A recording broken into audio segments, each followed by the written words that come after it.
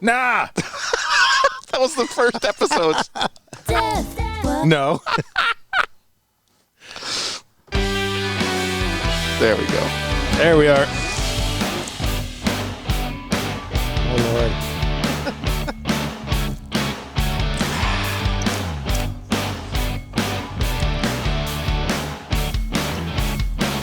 Hey, everybody. Welcome back to another episode of Ace on Music. I'm joined once again by my partner in crime here, Mark. And we have a special guest. We have my longtime assistant, Sean, who has been to many shows and traveled many places in the world with me. Yes, hello, everybody. So welcome aboard, everyone. Welcome. So, another week, another set of news things to talk about. We had a rather tragic loss in the world of classic rock this week when Pete Way, bass player for UFO, passed away after...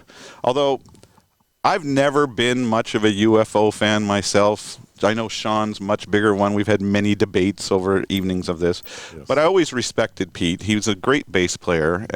Great bass player. I did see him live once with UFO a number of years ago. Of course, he hasn't been with UFO in, 14 odd years or so, right? Right. But man, if you ever read his book, it's amazing he lived to 69. Right. Oh, that guy, wow. I've worked with Lemmy. I've worked with some heavy-duty users, okay, but wow, he was up there. What happened? He passed away from an accident, I heard, or something. That's what's been reported. I'm not exactly sure of the details, although I do see that the rock world is completely flooded with grief on that one. Yeah, but sad, very sad. Yeah, we've toured with them and everything. They're great guys. So condolences to Pete's family and to all the fans of UFO. You know, his music will live on forever. So, but moving on to what we want to talk about today is a subject that is near and dear to a lot of music fans, and that is the rebirth of vinyl. And over the last, I don't know what you say, 10, 15 odd years, it's really started to make a return to the popularity of music buyers, even overtaking CDs and things like that. I believe, yeah, definitely is, and it's amazing. Like, they're pushing this stuff out, and it's being bought at mass levels with the audiophile. Very expensive stuff too. I know. It's like all of a sudden vinyl has become double the price that I used to pay for it back then, and I believe now a lot of the audio is recorded on vinyl digitally. Is that true? Or that's what I understand. There are a few bands I've heard that make a point of going to the audio level, like to the more analog level. Yeah. But like most of the remastered stuff is done digitally. Oh, correct? for sure, yeah. Absolutely. Because there is a difference between the analog recordings and the digital. Because I know that all the old analog records are really expensive and hard to find. A lot of the first and second pressings. Are you much of a record collector, Mark? I am. Now, my primary collection started out with, I guess everyone started out with that classic rock or whatever, those records. I had Changes by David Bowie and 52nd Street, and then Billy Joel. And then I went right into Kiss, Destroyer, and the Dead Kennedys. You remember the Dead Kennedys? Nice. But my core collection that I have not been able to replace on CD were the bootlegs. Of course. And I had a collection of Springsteen bootlegs. They were all printed on vinyl, and man, when I couldn't get a good turntable anymore, a lot of that stuff just found its way onto shelves, and I haven't seen that in forever. Oh, I know what you mean. But, vinyl for me in general, I'm attracted to it for very different reasons than some other people. It seems to be that vinyl collectors of today fall into two major categories, and that is the audiophiles who... It's beyond me, but they all claim that the sound on an analog vinyl played on a turntable is richer and warmer than playing it on a CD or whatever. I don't hear it myself. I don't. I'm sorry. I'll listen to a CD just as aptly as I will vinyl. The reason I love vinyl is that wonderful real estate of album cover art that you have. I mean, that's what always, sitting there as a kid, staring at those albums as the music played and just, drinking it all in. It was always such a magical part of the experience, which more or less declined with CDs and has completely disappeared with streaming. Right. But you definitely follow into the former category of the audiophiles who love, love, love the sound of playing vinyl. Well, it's not just that. Another way of looking at it too is you actually, when you put a vinyl on to listen to it, you actually spend time listening to the music. You can't sit there and fast forward and skip to the next song. It's just a big pain in the butt. Or can I say Yeah, that? and I got to tell you, I completely agree with that. That when artists put together records, they thought very carefully about what the order of songs was going to be. Right. It was always going to be 1, 2, 3, 4, and they had to be perfect. And then you'd sit in the mastering studio and you cared very deeply about the amount of time between songs. And you might even adjust a fade or something like that to make it a complete listening experience. Correct. But then you move to CDs and worse, MP3s, where basically it was just, well, I'll put on whatever I want in whatever order I want. Right. And even the break, which was treasured. Remember Queen with We Are the Champions? Yes. You know, they got both songs on the radio because the DJs didn't know how to stop. That's true.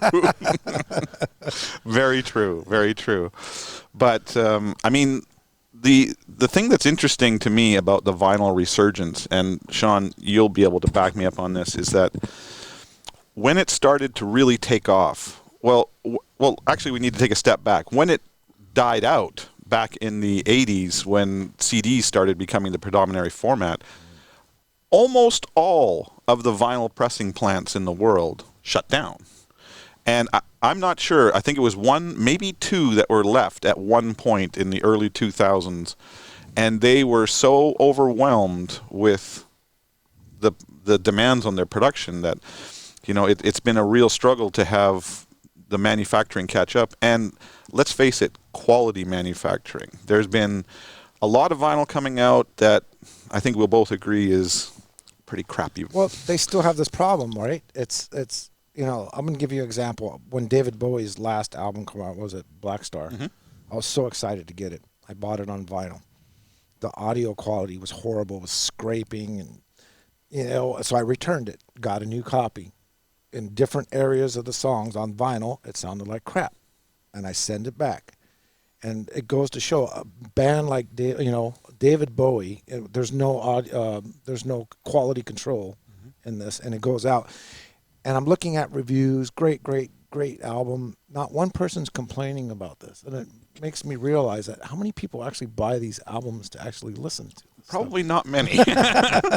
You had a similar problem with the latest offering from one of your faves, Danzig, as well, right? Danzig sings Elvis. There was all the albums were warped. It was just a constant trend on social media that everyone's getting their records warped. And you know, the company, I forget the company. It's Cleopatra Records. I think they did pretty good on helping everyone out and getting their copies and stuff like that. But it's just, you know, no quality control. Now, anymore. you've been listening to records your whole life. Yes.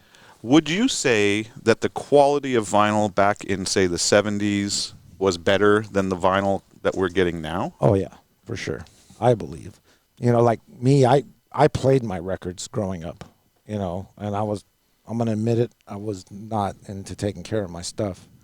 I would stack records and, True that. you know, a lot of scratches and pops and, you know, and they last forever. Now it just seems like you barely put the record on there and you bump it, there's a scratch or something, you know.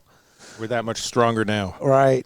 You know, I've never understood the idea of from the audiophile. I've always heard an album as an album sound.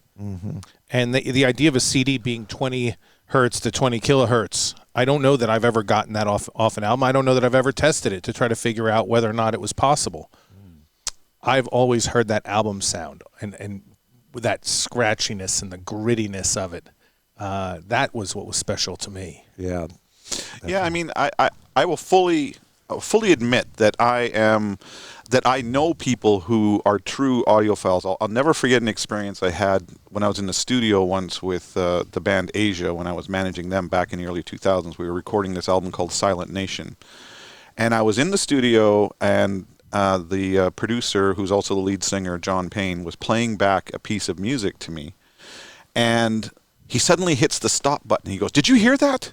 And I went, "Anything besides the music, you mean?" He says, "No, listen." And he goes back in the thing and he plays it again. To me, it sounded just fine. And he eventually isolated it down to like a 1 second little blip, and he just put it on repeat. And after I heard it about 30 times on repeat, where it was just going bloop, bloop, bloop, bloop, I suddenly heard it that somewhere in the middle of it, there was a tiny little boop, like a little beep noise that I never would have heard submerged in that music a million years. He heard it just by listening to the playback. It's just some people are attuned to that kind of thing, and some people aren't. And for me, when I'm listening to music on my own, I'm generally sitting in my backyard with my little Bose speaker unit, playing it off my iPhone. And I'm a music professional. So. That's right. That's right. Well, you were talking about album covers, though.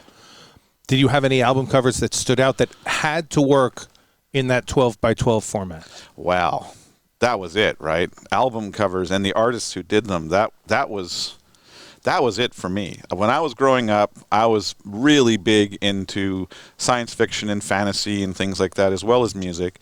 And so there were certain artists that I had come to love from either the comic books or magazines or things that I was reading at the time, and suddenly these guys' artwork was on the album covers. Like the first time I saw Molly Hatchet's first album cover and it had the Death Dealer from Frank Frazetta on it, I just went, "That's my people!" Yeah, that was what all about.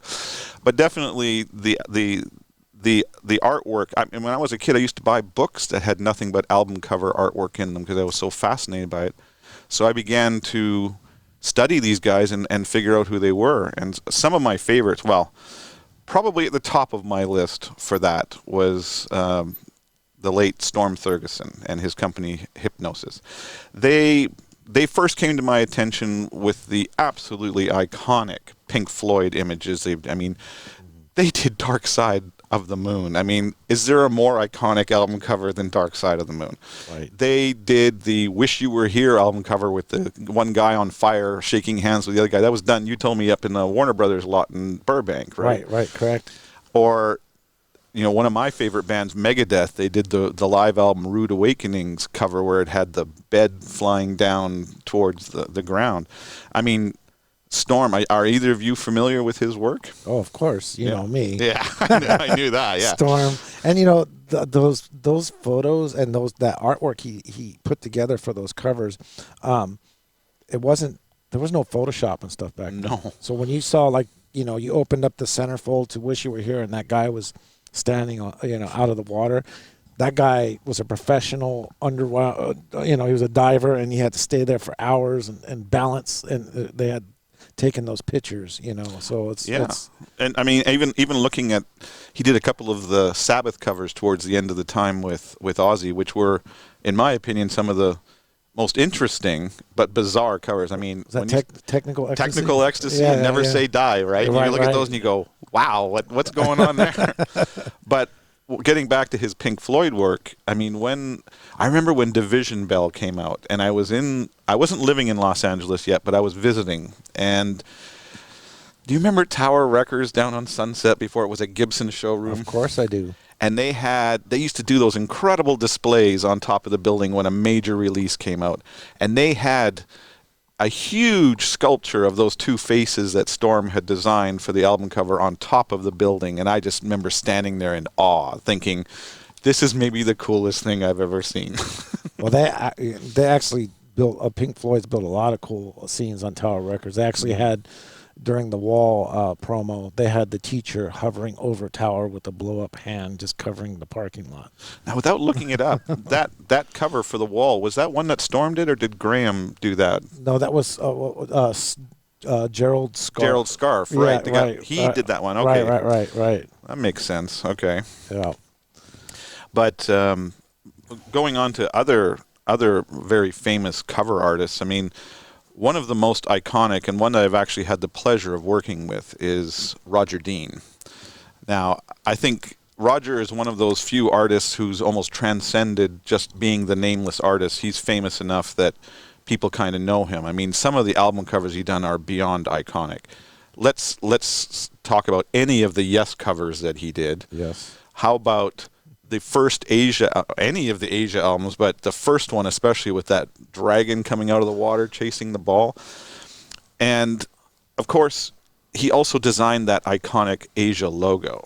Right. You know, and Yes's logo, that wonderful logo that we've seen for so many decades. Oh, and what's funny is I was more in tune with the artwork before I even listened to Asia's music. How many times back in the day did either of you go into a record store and, based solely on the cover art, say, I'm giving this a shot? Oh, that was my whole childhood because I was into the horror movie stuff, and growing up in the thrash metal era, that was the thing. Oh, then, yeah. Skulls and demons and I know one Satan.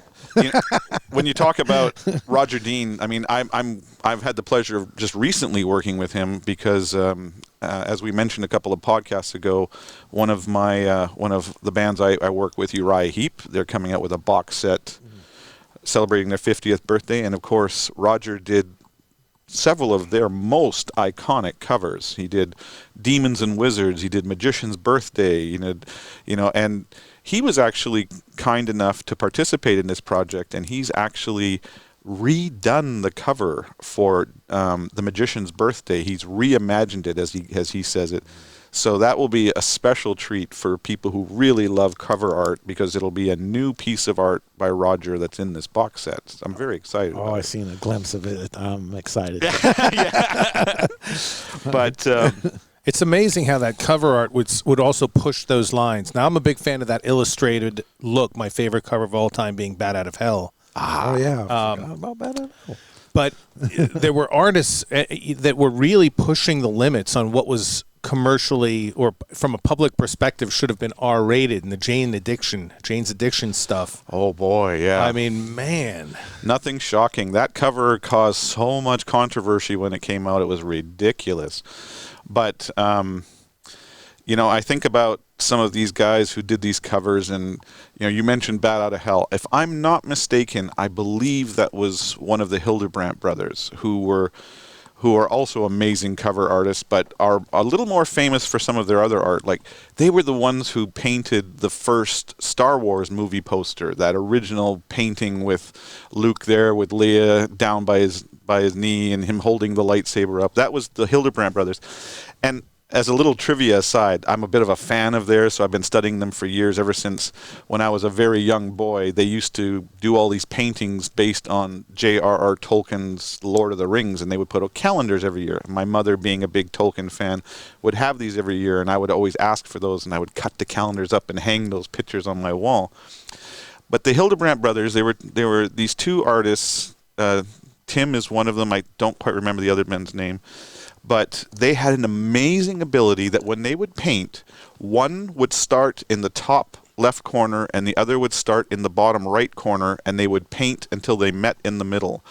And their styles were so identical that nobody knew it was two artists. It was always just signed Hildebrandts. Wow, interesting. Amazing. But you mentioned an album earlier in this podcast, Mark, that was an album that had tremendous impact on me, and a great deal of it because of the artwork. And without getting into too much of the story, the whole story can be for another podcast. But when I was about 8 years old, I came into a little bit of money and convinced my mother to let me spend it on buying my very first record that I was going to buy. And I knew what it was going to be. It was going to be Queen's A Night at the Opera, my very own copy. And I ran down as fast as I could to that record store with the money in hand, and I went up to the display to go find my very own copy. And then above the display was this banner piece of artwork, and I stood mesmerized by it. It depicted this apocalyptic scene with a city in flames and these four dynamic clowns dancing on the ruins. And I just went, what is that? And the guy at the counter said, oh, that's the new album by Kiss. It's called Destroyer. And I said, I don't know what that is, but I've got to have it. And the artist who ended up being the one who did that cover was a guy named Ken Kelly, who went on to also do the album cover for Love Gun, the follow another famous Kiss album. But Ken was also the protege of Frank Frazetta. He was his understudy, and so that's why they both were heavy into the fantasy art and all of that. Molly Hatchet album covers. Yeah, well, that's Frazetta, right? Right. And Frazetta also did one of my favorite Nazareth album covers, "Expect No Mercy." You know, with that guy coming down with the sword on the other guy. But you know, there was also the minimalistic approach at the time, whether it was Elvis Presley with, you know, just the font and the letters, or some of the black and white stuff that you saw with Fleetwood Mac, AC/DC with the pure black cover, back in black. Yeah.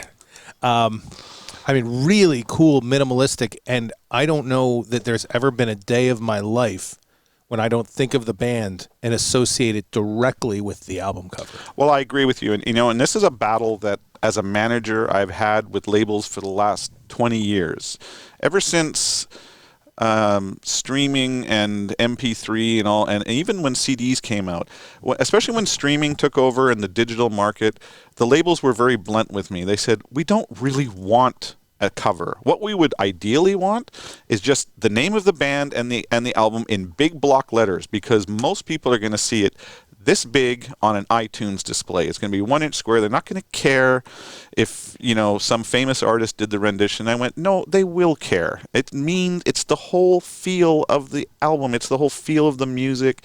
And it's something that both Adam and I have been adamant about since the beginning, and has been a very, very important part of every album we do. Because it translates more into just that one little online, because obviously that's what a label's interested in, but there's merchandise, there's backdrops, there's, I mean, all kinds of things that you're going to do with this stuff. But that's sad. People think like that, you know. Business is business, right? Well, what they say is, "Oh, you're going to pay that artist what to do this?" You know, we don't really want to do that. Right, that's right. But I've had the opportunity to work with a couple other really big names in the album cover market, and the first one of those is a guy named Jim Fitzpatrick. Jim first came to fame, I think, when he started doing all the album covers of this Irish band that I know a little bit about called Thin Lizzy, and he did all of their iconic covers throughout their career. But Jim is actually probably most famous for the portrait he did of Che Guevara, that, you know, he ended up donating all of the money he made from that to various causes and things like that, and they've made stamps out of it and everything. It's a very famous image. Look it up sometime if you don't know what I'm talking about. But he's a really cool dude too, and really loved the band, and you can see it in his artwork. He really knew Phil Lynott as a friend, and could really draw images out that were appropriate for those records, you know. And the other one that I had the great opportunity to work with for a few years is Derek Riggs, who we both know and have met. Derek is most famous for all of those wonderful Iron Maiden covers he did throughout the 80s and 90s. I mean, the guy invented Eddie, let's face it. Well, I'm a 70s, 80s guy. Yeah. You know, I was born in 71, so when I went out and bought albums, I was like you, I was intrigued by album covers. And Maiden to me was like, I got to have that. Oh, yeah. And it was one of those illustrations that you just, when you got the album, you had great music to listen to and look at it, a great album cover, and you just stared and all the little details and your mind kind of wandered, you know. Awesome, right? Yeah, exactly. What are some of your, can you think of any other covers that really impacted you? You know, I remember all the Queen covers. Oh. I don't know that I made purchase choices based on covers at some point, but I do remember that I purchased the Destroyer album by Kiss because of the album cover. But I loved the illustrated look, and then ultimately I moved into a lot more of the photographic look. And my friend Danny Hastings, who's taken, you know, the many of the top hip hop album covers of all time, I love the photography. It is immersive.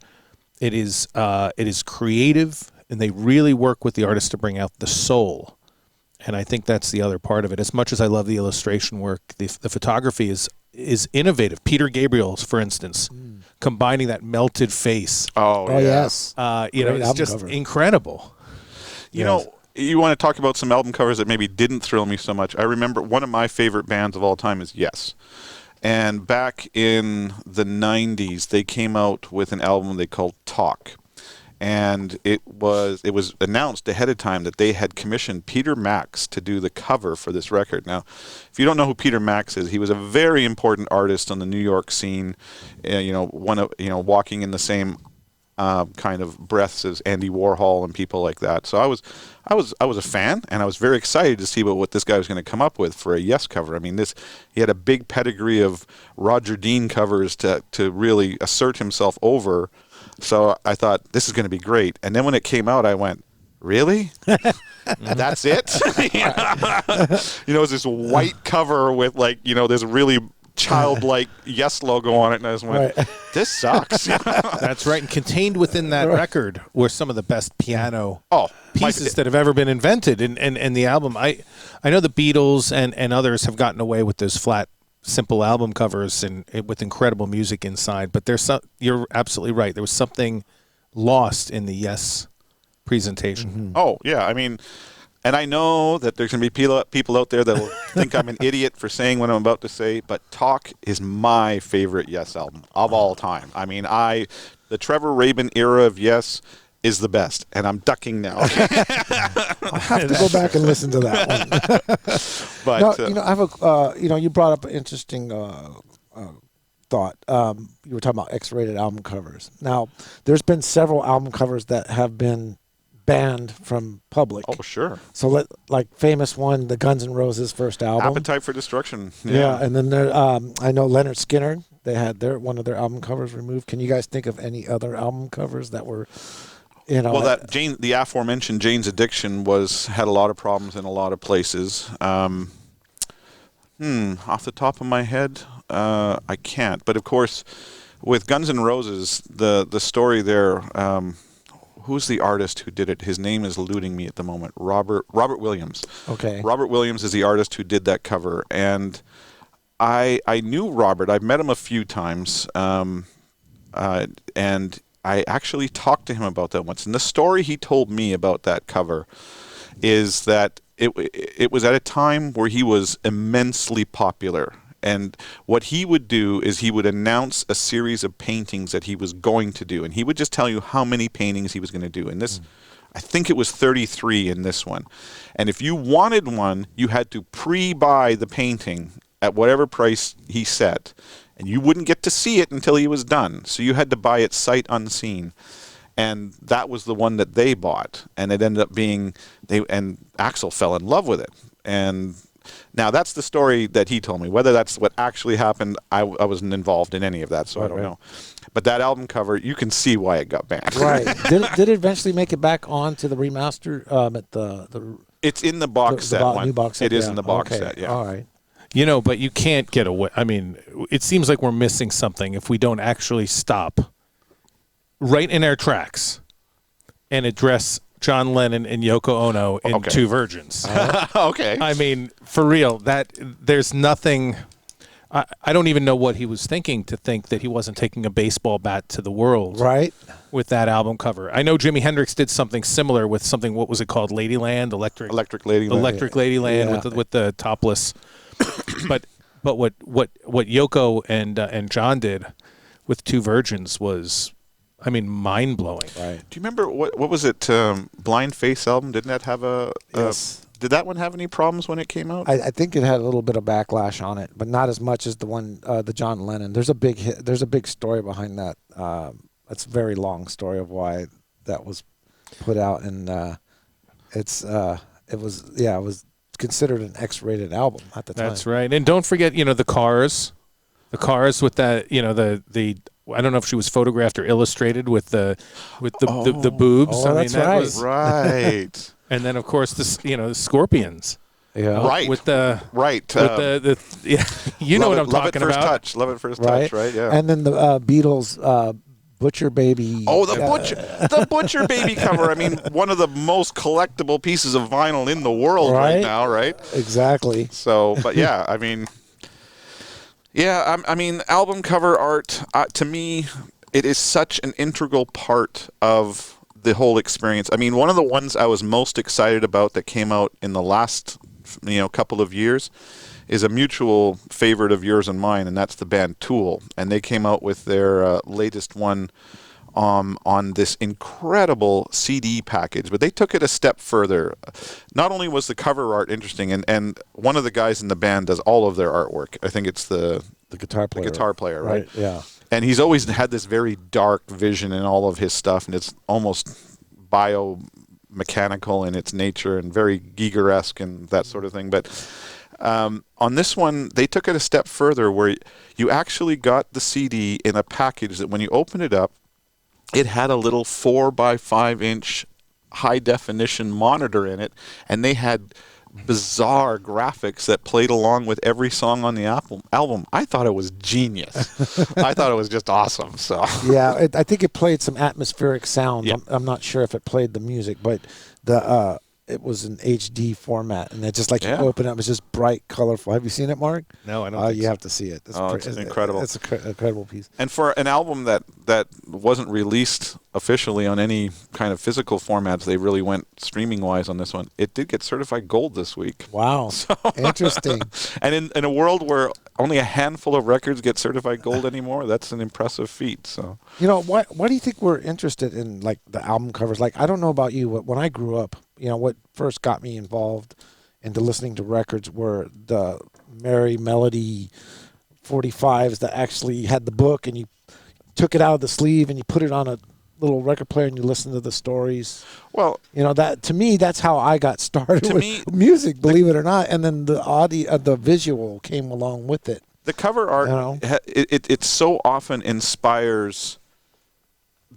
Is inspired by and inspires the music in the album. Like when I look at the album cover to the soundtrack to Heavy Metal with Tarna flying forward there, you can immediately hear the opening chords of Radar Rider, things like that. It's just a big deal. But I mean, for you personally, I know that the Hildebrandt brothers are a personal favorite of yours because you actually got one of their most famous some of the characters from one of their most famous covers tattooed on your arm. Well, let me tell you a little story about that. It's Mob Rules by Black Sabbath. Yeah. By the way. Okay. So based on the topic we're talking about, album covers, right? When I was a kid, because what year did Mob Rules come out in? That was 82? Yeah, I think it was 81 or 82. Okay, as I was 11, 12 years old. So, I was still young. So when I first got that album, I played this evil, satanic rock that I wasn't allowed to listen to, and I hid in a room because I didn't care what anyone thought. I thought this was great. And I looked at this album cover, and while I was intrigued by the music, I always wondering what was going on there. Like, and I always wondered what was going on behind that wall. So this tattoo I got was my vision of what was going on the other side of the wall. On the other side of the wall. So it's actually pieces taken from the artwork, but it's a reimagination. Yeah. That's what That album cover is very special to me for a very different reason. As I mentioned to you a moment ago, I was a huge fan from a very young age of the Hildebrandt brothers. And when they started getting all the success with like the Tolkien stuff and all that, they started putting out books of their artwork. And I was an avid enough fan that I was buying them. And it had more than just their Tolkien work in it. And I remember flipping through, and then I saw this painting, which ended up being the cover of Mob Rules. And it was called Nightmare Number 2. And it just had these bizarre figures wrapped in cloths. You couldn't see their faces, and they were all holding whips, and they were standing in front of a stretcher that looked like it obviously had people tied up to it, and it was drenched in blood. And I just went, and when I saw that on the album cover for Mob Rules, I had to buy it, not because of any other reason than it was the Hildebrandt brothers doing the cover art. So there you go. Nice. But what about the future? I mean, we're talking about album covers, and now we're at, what is it, 5 inches by 5 inches instead of a foot by a foot. Mm-hmm. Do you think we can? Do you think any of that art can be translated anymore? You mean the art from the past or the art to the future? Both. Well, the art to the past is absolutely. I mean, I think if there's anything we could agree on, it is that when I say to you right now, Dark Side of the Moon, the first image that flashes into your mind is that album cover. If I say, you can name Magician's Birthday, you're going to think of the cover art that Roger Dean did. I mean, it's just natural to feel that. I think that is a mnemonic trigger for almost any album, and I think it's going to continue going that way. I think that one of the best things that ever happened to iTunes was when they let you start displaying the album cover art on the display. I thought that was awesome because that's one of the most important things to me. And I think the metal community is doing a great job on like their new like album covers are kind of paying homage and respect from the past metal albums. If I'm not up on my current events with new metal bands as much as I should be, but when I do see their album covers, I see the respect they give, and there's a lot of detail in a lot of new heavy metal albums. There's some great stuff going on there, but I mean, and moving forward, I mean, you can almost see the style of artwork defined by a genre. In pop music, it's almost always photography where you're going to have the artist on the cover in some pose of some sort, and I get that. Especially if it's a singer-songwriter sort of person. Like if you're going to buy a Bruce Springsteen album, you're going to assume you're going to see the boss on the cover in one format or another. Right. But I still think moving forward that if nothing else, album cover artwork sets an important first impression. Because speaking from a manager point of view, it's one of the first steps we take when we're about to release a record is we will release the press release and usually the cover art. So people's first impression of a record before they've even heard a note is that cover art, and it's going to set the tone. So I think moving forward, it will continue to be an important and vital part of any new record release. I agree.